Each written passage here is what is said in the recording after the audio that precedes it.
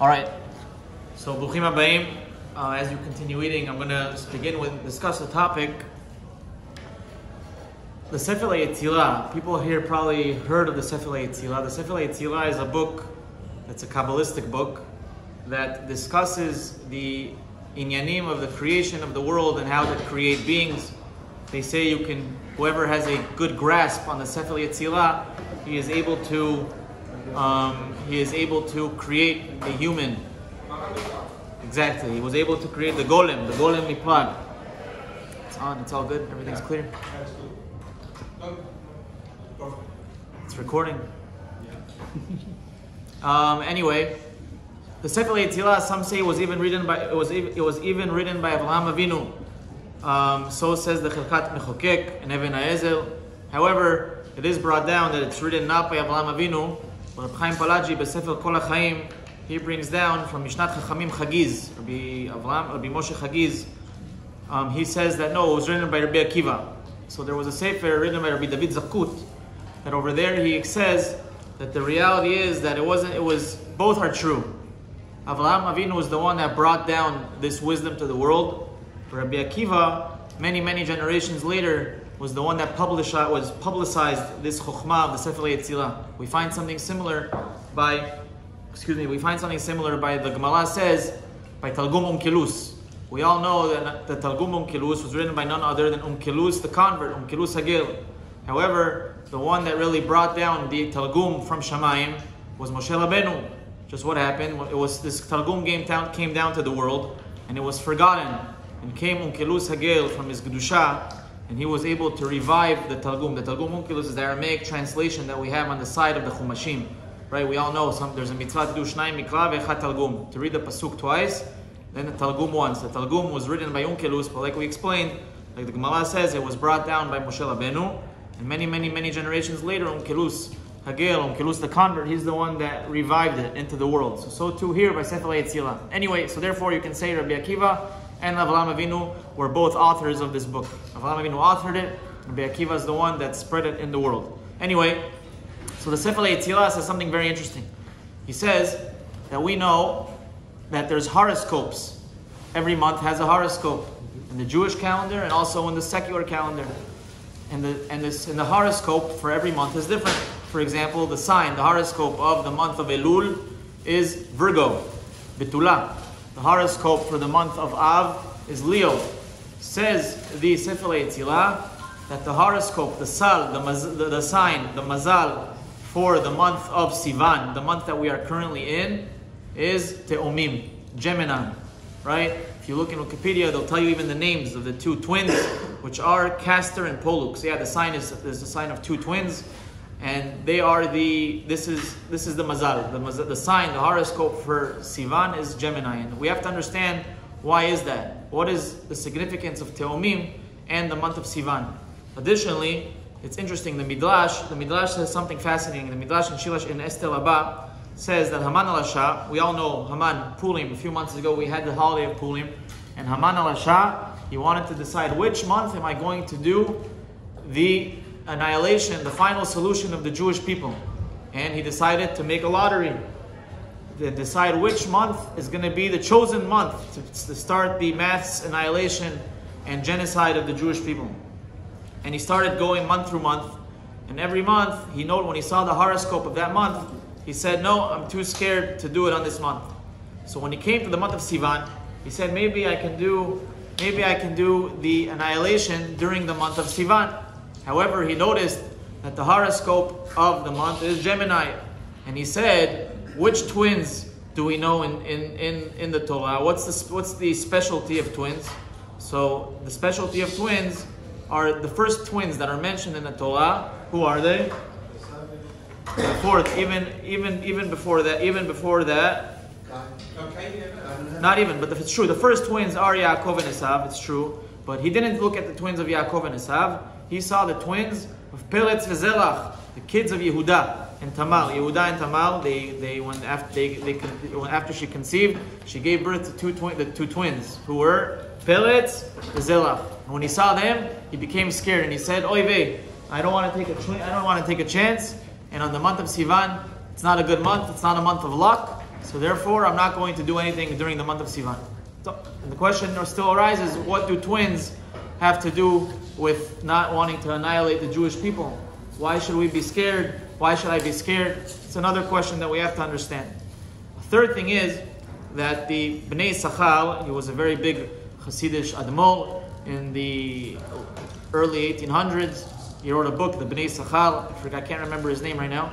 So he says as follows. He says that he discusses at length that when twins are born, so it's something very interesting.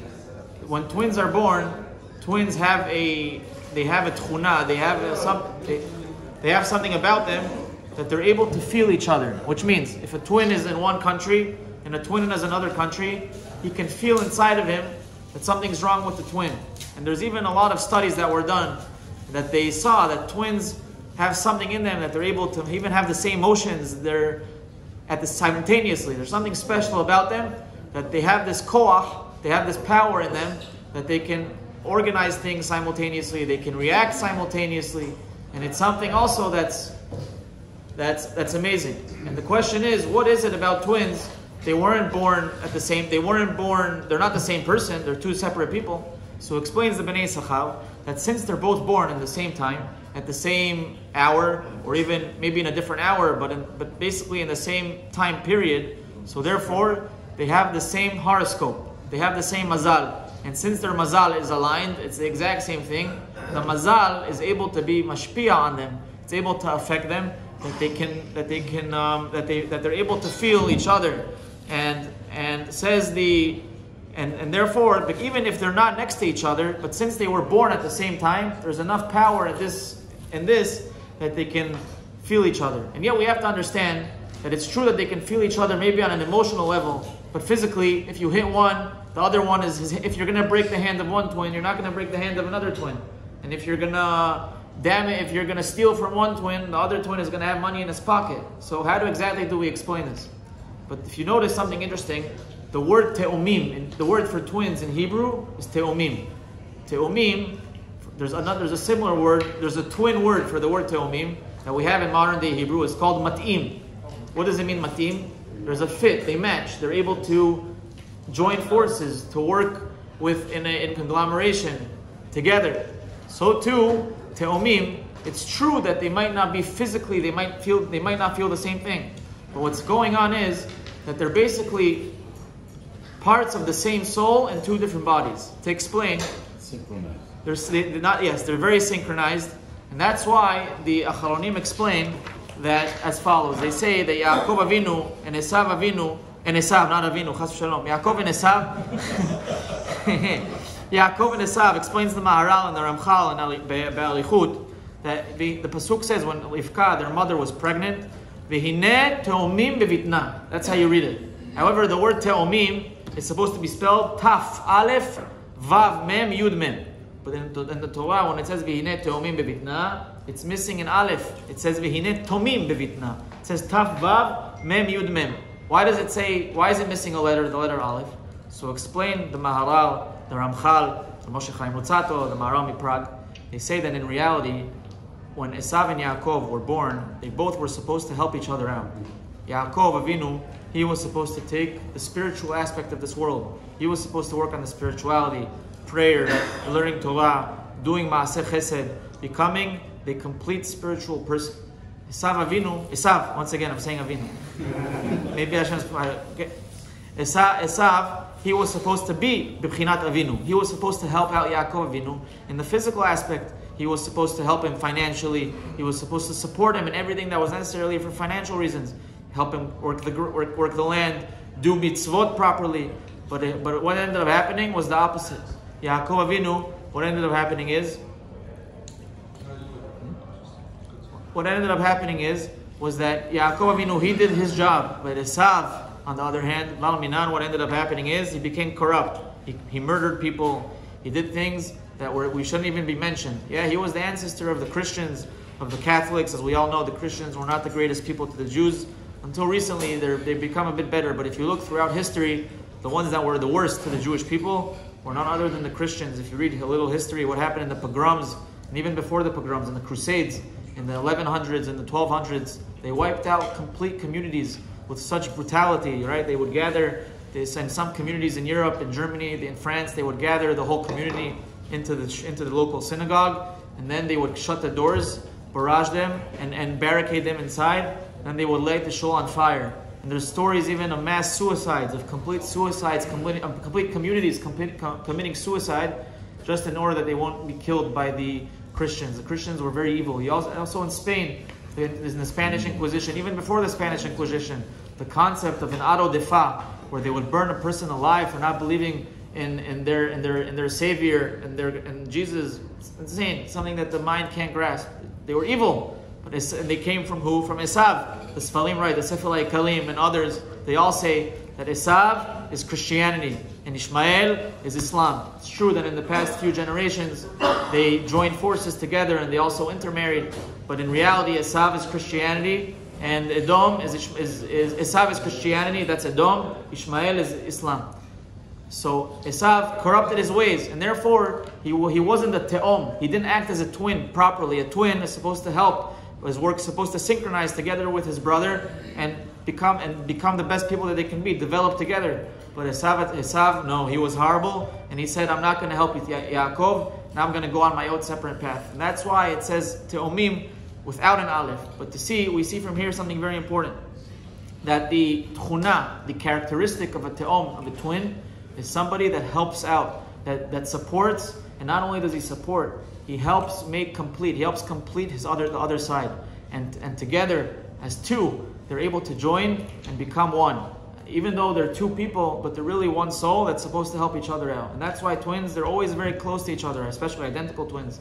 And even fraternal twins, they're close to each other, they help each other out, and they're even able to feel things that the other person feels far, far away. Our sages teach us, the Gemara says, that when Am Yisrael came to Har Sinai, the Pasuk says, Vayichan Sham Yisrael keneged ha'ar. And it says Vayichan. Ichan is a singular Lashon. Vayichan means literally, they encamped under Har Sinai. But Vayichan it's supposed to say, when there's 600,000 Jewish men, they're supposed to say Vayachanu. There are many, it's supposed to be plural. But it says Vayichan in singular. So why is that? So Rashi already on the spot says, Ki ish echad belev echad. Until you understand this, if God forbid, he takes a hammer and he wants to put a nail into the wall, he wants to drive it in, instead of driving in the nail, he bangs on his thumb, on his left hand. Is he now going to scream at his hand for hitting his left hand? No, he's going to scream from the pain. He's not going to scream at his hand. The same thing, if God forbid, he falls into the pool, is he going to scream at his body, you stupid body, why did you throw me into the pool? God forbid. It's his body. The same applies when Am Yisrael, when they came to Har Sinai, they were in such a high level, they were so connected to each other, I guess from all the pain that they went through, and from everything that they saw together, that they were like one body. But not only that, what does it mean, belev echad? Belev, if I ask anybody here, who do you love the most? So what are you going to say? You're going to say it's your wife? You're going to say it's your kids? Of course you love them dearly, I hope. But who do you love even more than all of them? Yourself. Every person loves himself. Why? And that's because myself. That's why we say ve'ahavta l'reacha kamocha. A lev is part of your body. It's a source of your emotions, especially the way our sages see it. The lev is the makol of the emotion. Some say it's the makol of the sechel, of the intellect, is the heart. That's the psukim. They always refer to the intellect as the heart, the lev. But nevertheless, a person's heart, he feels. So therefore, when Am Yisrael, they came to Har Sinai, they were so connected that if something, God forbid, would happen to somebody else, they would feel a lot of pain. If my friend in the desert, his lamb ran away, and he's now missing some flock, and now he's missing. Back then, their property was livestock, lambs and sheep, and horses and whatnot. If one of them gets lost, everybody was sad. Our friend lost money. So that's how close knit they were. There's a famous story of Natan Shapila. Natan Shapila, he wrote a book called Megalei Amukot, very deep Kabbalistic sefer. So one time he was at home and he gets a knock on the door from the messenger of the king. The king wants you to come to his palace immediately. Natan Shapila says, what happened? He says, the king's furious. The other day he read a book. His book had small black letters in it. I don't know what it said. And after the king started reading it, he got very, very furious. And he said he wants to speak to the rabbi of the Jews, the one that's in charge of the Jewish community. So the Rav Natan Shapira says, he didn't know what to expect. He says, don't worry, I'm going to follow you. The servant, of course, didn't know that the king was well versed. He was able to read, as it was back then in Europe. The ones that were literate were usually the kings and the monks from the churches. So the king calls him over to his palace. He walks into the throne room. The king's very, very angry. He says, "Yes, dear honor. What's going on? Why was I called to your palace?" He says. So the king responded, "Listen, the other day I was reading the Gemara, the Talmud, and I reached Tractate Bava Metzia, Daf Kuf Yudaled Amud Bet, right, the 114th folio B, and it says over there that Atem Kluim Adam ve'en Akum Kluim Adam, that the Jewish people, they're called Adam, humans, and the Gulim, they're not called humans." It's interesting. I recently saw that the KKK in Orlando, they were putting around flyers of how evil the Jews are. And one of the things on this flyer was specific. They quoted all the places in Shas and the Midrashim, everywhere in the oral Torah, where the Goyim are looked at in a derogatory light. And one of the places they quoted was this Gemara. They said only the Jews consider themselves humans, and the Goyim are not human. So it's definitely not a good thing for when a Goy reads such a thing. And he says, how can you say such a thing? We're not humans? Look at me, I'm flesh, blood. What's this audacity? What's this haughtiness? Who do you think you are, you Jewish people? Give me an explanation. So Rabbi Natan Shapira looked at him. He started laughing. He says, your dear honor, we know in any language, you say, when you have the humans, there's different words for humans. Humans, human beings, homo sapiens, what else is there? Gender, female, male, him, her, it, them. So too, in the Hebrew language, there's 4 words for a human. What are they? So we have the word gevel, isha, gevel. We have the word anashim, and we have the word adam, and we have the word ish. 4 words that can explain a human.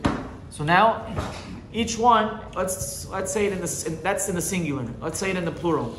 Gevel in Hebrew, for many people sitting here, gvalim. Ish is ishim, plural, or anashim. What was the other one? Ish. No, there's gevel, ish. Gevel, Adam is the last one. Before I get to Adam, there's gevel, gvalim, ish, ishim, enosh, anashim. And then there is Adam. Try saying Adam plural. Could you say Adam in many? Oh, why? Why you say Adam? Why not? He says, let me explain to you. Let me ask you, dear honor. If something happens to your fellow, somebody in your country, he breaks a leg, would you care? He says, most likely not. He says, let's say a king from far away, from China. He's sitting in bed, he's very sick, and his wife has cancer, and his son just died the other day. Are you going to care? He said, I don't think so. Highly doubt it. He says, let me tell you something. By us, by the Jewish people, it's very different. A Jew who's living in Miami, when he hears of a tzala and a Jew living in Austria, he's going to be sad. That another Jew is sick, another Jew has a machala, another Jew is child, he can't have kids, another Jew is suffering financially, we have hostages, and everybody's sad. But who cares? It's not you, it's not your family, because we're all interconnected. We are one nation, and that's why the pasuk says, and that's why it says, "Atem kruim Adam, ve'en akum karui Adam." Only we as Jews care about each other, and that's why we're all singular. We're all one. It's true that we're many bodies, but our soul is all connected. We all feel attached to each other. It's something that you can't understand, dear Majesty. So, God forbid, we're not coming to be haughty. It's just a reality. It's a reality in nature. It's something be'etzem, that we feel different than you. We have a different makeup. That if a Jew in China is suffering, a Jew in Israel is suffering, we feel the pain here in America. We feel the pain in Argentina, or no matter which country we're from, we feel the pain of another Jew. And we see it now. We see it with our own eyes. How the Jews are suffering all over the world with the growth in anti-Semitism. And we see what's going on in Israel with our brothers in Israel. And who here could be completely happy?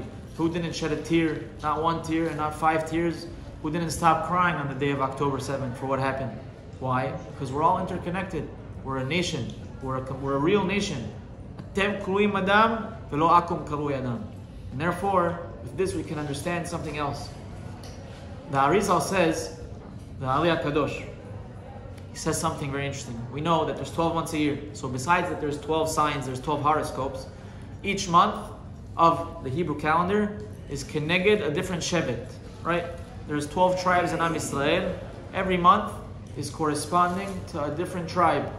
And says the Aliyah Kadosh, the month of Sivan is corresponding to the shevet of Zevulun. Zevulun.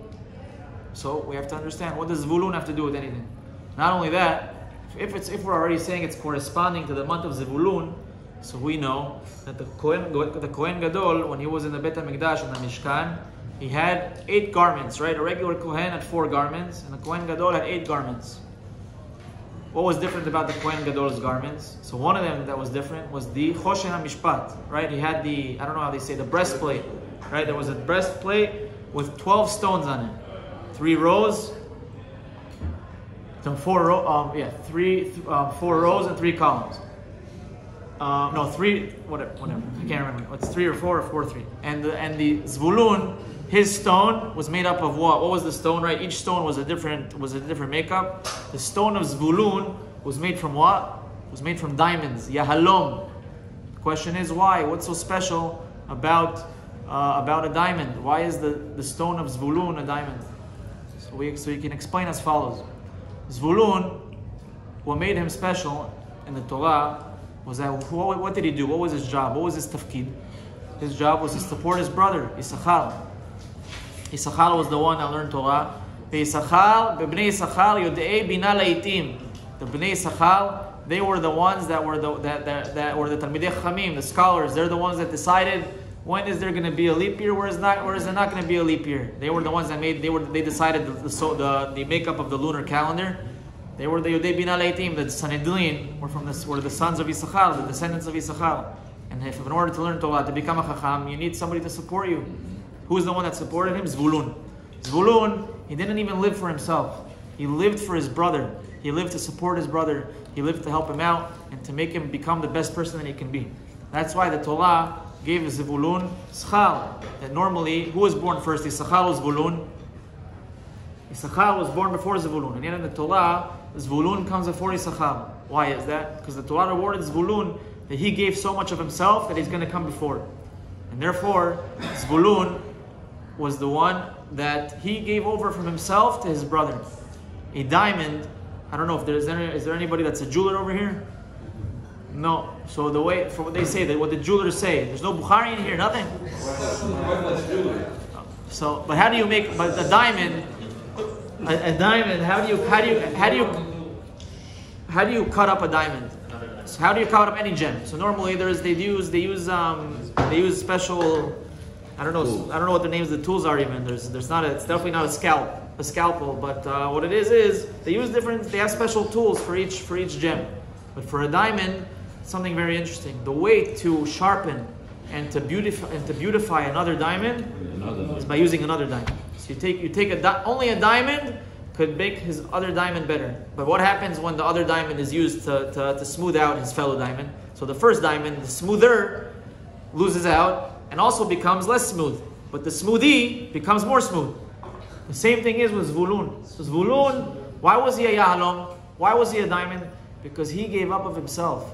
He gave up of himself for his brother Issachar. He made Issachar better, but by that he lost money. He worked to support the other person. But even still, he himself lost out. But to him it didn't matter. Why? Because my brother's getting better. My fellow friend's getting better. I'm supporting him. And that's why the Michtav Meliyahu, Rav Eliyahu Dester, he has a famous book, Michtav Meliyahu. He was the Mashgiach of Yeshivat Ponovich. And he says something very important that today it's Davar Yadua. He says the word Ahava. The word love in Hebrew, the root of the word Ahava is from the 2-letter word in Aramaic, Hav. Hav doesn't mean only like to bark like a dog.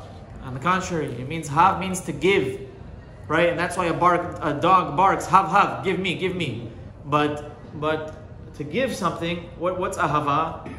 So we think that love, it's born in love is a true sight, right? The first time you see, you probably met your wife, you fell in love. But true love, it's true that there is such an aspect of falling in love. There is such a thing as seeing somebody and falling in love with them, right? Many times people ask the rabbis, Rabbi, I'm not attracted to her. So some rabbis will say, listen, the attraction comes with time. I'm not physically attracted to her. But the rabbis quote Yitzchak, and only after Yitzchak married Rivka did he love her. Right? And only after he brought her to his house and married her did he really love her. So they say, well, you see that love comes after you marry. It takes time to fall in love. However, that's also not exact, because Yaakov Avinu, the first time he saw Rachel, it says immediately when he saw her, he already fell in love. So it's true that true love over time takes time, but there is such a concept of love at first sight. So we see that also in the Torah. But love, says of Dessler, for example, when a person has a child born to him, a man, a woman, when a man has a child born, I've heard from many people, you don't love the child at first sight. It's very emotional, but to love the child, sometimes the child could be annoying. But over time, when you start changing diapers, and you start waking up early in the morning, and when you start feeding the child, when you start giving from yourself to your baby, the love gets stronger and stronger. Why? Because when you start giving of yourself to your child, then you start loving him more.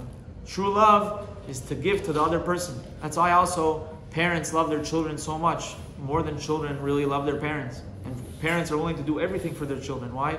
Because since they were born, they were constantly giving to them and giving to them and giving to them. The kids were always taking, and later on, sometimes they have to give back, and it's not as easy for them, because it was something that wasn't ingrained in them for many years. But a father, a mother, when they give to their child, that giving makes an immense love, a love that there's no bounds to it. So says the Michtav Eliyahu, you want to love your wife, you want to love your friend, you think it's just going to happen like that? Give of your time, give of your emotions, speak to them. The more you give, the more you love. And that's exactly what Zevulun was. Zevulun was the one that gave to his brother, and that's exactly why his gem on the Choshen was a diamond, because a diamond, only sharpens his friend. The diamond, he's only able to sharpen his friend by giving of himself, by letting himself become less smooth and chipping off of himself. He makes his fellow diamond smoother and more beautiful. And that's why also we can explain, if you see in the Siddur on Rosh Chodesh, so when you say Baruch Atah Hashem Mekadesh Yisrael V'Rashei Chodeshim, I think most Siddurim have it. I know the white Avodat Hashem has it. They tell you the tziruf of every month. What does it mean, tziruf? There's different ways you have the 4-letter name of Hashem, Yud K Vav K. Each month has a different combination of those 4 letters. And not only does it have a different combination, the psukim for each month, there's many psukim in the Torah that they have the acronym of Yud K Vav He. There's different months there's different psukim that have different combinations of those acronyms. Sometimes the Yud is before the Vav, and sometimes the Vav is before the Yud. You look in the Siddurim, you'll see it. So the pasuk for the month of Sivan is Yedotav Urtzela HaMishkan HaShenit, which is pretty random pasuk. It's discussing the klashim in the Mishkan, and it says Yedotav Urtzela HaMishkan HaShenit, Yud Vav He He. And the question is, what does the Mishkan, which is the tabernacle, how did that get into Sivan? The Mishkan, when was it created? When was it built? Which month? The month of Nisan. That's when we do the Korban HaNesiim. And Sivan is the month that the Torah was given. What does the Mishkan have to do with the month of Sivan? But the answer is as follows. The Mishkan, what was it made out of? There wasn't one material used. There was gold, there was silver, there was turquoise, there was red dye, right? Chutchani, goat skins, lamb skins, whatnot, different dyes. It was a beautiful creation. Copper, silver, everything was in the Mishkan. The Mishkan was made from wood, was made from all types of materials. And all those materials, they combine to make a Mishkan. And even when you make a building, people here for sure know, I'm assuming maybe there's an architect or two here, maybe a developer, maybe if not, you probably know somebody that is, that when you make a building, you use all the 4 materials. You use water, you use sand, you use soil, you use air, you use earth, and all that you use to make a beautiful edifice. Like this building, this beautiful building. Well, so all these things combine together to make a building. Why is the psukim of Sivan why is it the pasuk from the Mishkan? Because just like the Mishkan, we used many things together to build a beautiful home for Hashem. So too the month of Sivan, which is the month that we accepted the Torah, the Jewish people came together. Vayichan Sham Yisrael neged ahal. The Jewish people came together and they all became like one. And instead of being vayachanu, it was vayichan. And that's why the month of Sivan is, the horoscope for it is Gemini. Why? Because Gemini is twins. Twins, they come, they work together. They work and they synchronize with each other and they help each other out. That's why they're able to feel the pain of their friend, of their brother. Because there's something special about them.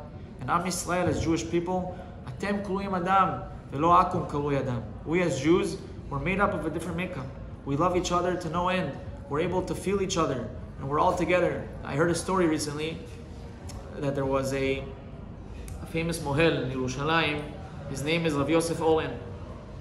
And Rav Yosef Olen, he's a mohel in Jerusalem. And he's called to go to every Brit Milah that he's invited to.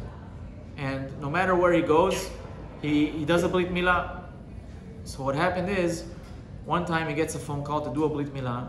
And there's a woman on the other end of the line. And she says, Rabbi, I'd like you to come to my house and do a Brit Milah for my son in my house. He says, no problem, I'm going to come. She gives him the address. Lo and behold, the address was in an Arabic village in East Jerusalem, in Bet Hanina, whoever knows. So he says, Bet Hanina, Brit Milah. Shockingly, he goes.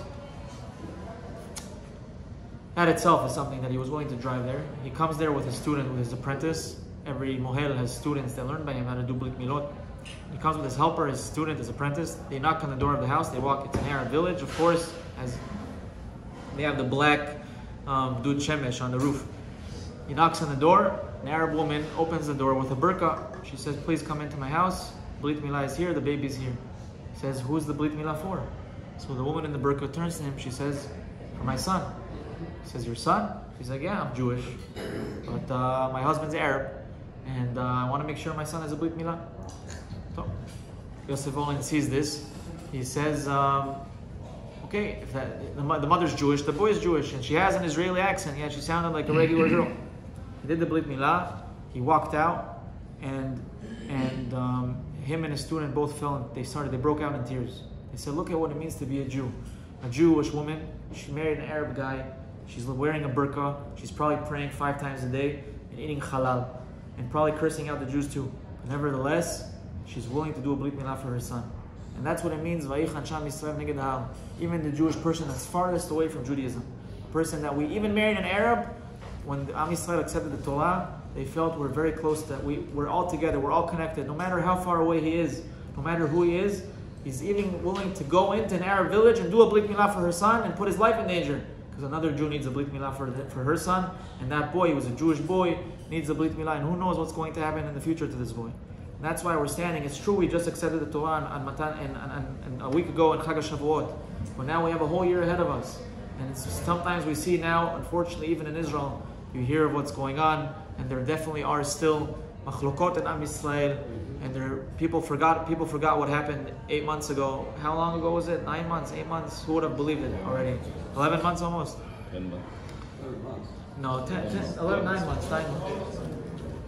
And people forgot that when we were together, when Am Yisrael was together, when after what happened, we were all together. And let's not forget that every Jewish person, no matter his belief, no matter if he's right, no matter if he's left, no matter if he's in the center, no matter if he's up, down, he or her, them or they, you still have to love them. It's true, you don't love their actions, but you still have to love every Jew no matter what he is. And that's what we have to work on now that we just came out of the Chag of Shavuot. The Torah definitely is chashuv.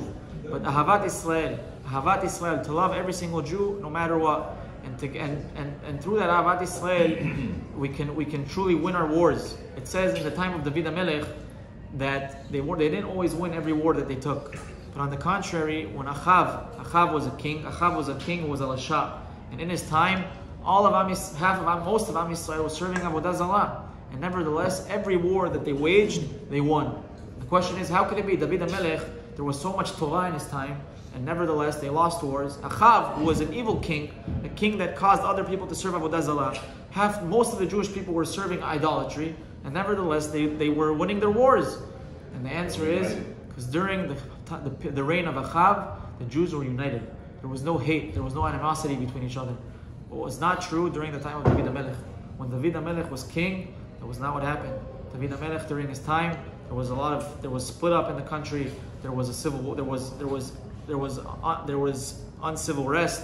There was civil unrest. It wasn't good. It wasn't a good situation, and therefore that's why Am Yisrael was able to win during the time of Achav. The Midrash says that when there is a machloket in Am Yisrael, the machloket brings down a magefa, and this magefa doesn't differentiate between men, women, and children. Everybody's taken when there's machloket. That's why by Korach, there's so many people that died. Even kids died. What did the kids do wrong? Because when there's machloket, HaKadosh Baruch Hu noten reshut lemashchit lechabel. That's why people say, well, it's not fair. Look what happened. So many innocent people at their young age, teenagers. But that's exactly what machloket causes. And we have to run away from machloket like fire. And now is the time that we can to work on that. Each person knows very well what he can do to join together. And I think this is a beautiful example. People in their offices, everybody has their own businesses, but they get together to learn. That's already more than a stepping stone. It's more than a first step. It's more than a second step. And ashlechem that you guys do this every week, and you learn Torah, and you take that time out of your day. And Bezrat Hashem, you should go Michael el-Chayil. Hashem should send you a lot of shefa parnasa, and you should know not tzalot. Bezrat Hashem, we should all have our offices in Yerushalayim next year. Amen.